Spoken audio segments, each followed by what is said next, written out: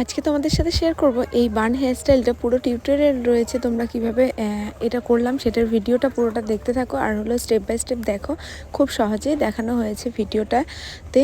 প্রথমে আমরা পাফ করে নেব। আর পাফটা করার সময় একটা জিনিসই লক্ষ্য করবে, সেটা হলো বেশি ফ্রন্টের দিকে যাবে না, ফ্রন্টে 6 আঙ্গুলের বেশি মানে চুলটা রাখবে। কারণ হলো আমরা যেহেতু দুটো সেকশন করেছি, তো চুল লাগবেই, সামনে ফ্রন্টের জায়গা লাগবে, এর জন্য। তারপরে আমরা কি করলাম,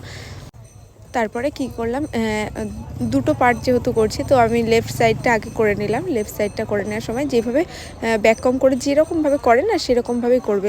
ব্যাককম করে স্প্রে দিয়ে তারপরে ওটাকে পুল করে ব্যাস হয়ে গেল। তারপরে আবার সামনের ফ্রন্টে কিন্তু যেভাবে ভিডিওতে দেখাচ্ছি, এবার বলার থেকে বেশি ভিডিওটা ভালো করে লক্ষ্য করো, তাহলে তোমরা করতে পারবে কীভাবে করেছি। তারপরে কি করলাম, এবার যেহেতু সামনে একটু এজ করব, তো এজ ভেরিয়েশনের জন্য আমি একটুখানি চুল রেখে দিয়ে স্টিল ক্লিপ দিয়ে রেখে দিয়েছি। তারপরে কি করেছি, আমরা পেছনে যে পাফটার মতন করব, সেটা একটা লেয়ার করে নিলাম।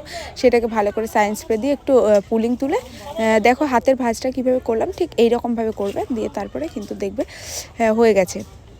তারপরে সেকেন্ডটাও ঠিক সেরকমভাবে ব্যাককম করে এইভাবেই সেমভাবে করে নেওয়ার পরে সামনে যেহেতু এজ করব বলেছি, এজটা করে আমি কার্ল করে দিয়েছি। কার্ল করে দেওয়ার পরে কিন্তু লুকটা ঠিক এরকম এসেছে। তারপরে আমরা বান করে নিলাম। বানটাও দেখো এত নিট অ্যান্ড ক্লিন। আর হলো তারপরে কিন্তু একটা ফুল লাগিয়ে দিলাম। আর কেমন লাগছে জানিও কমেন্ট।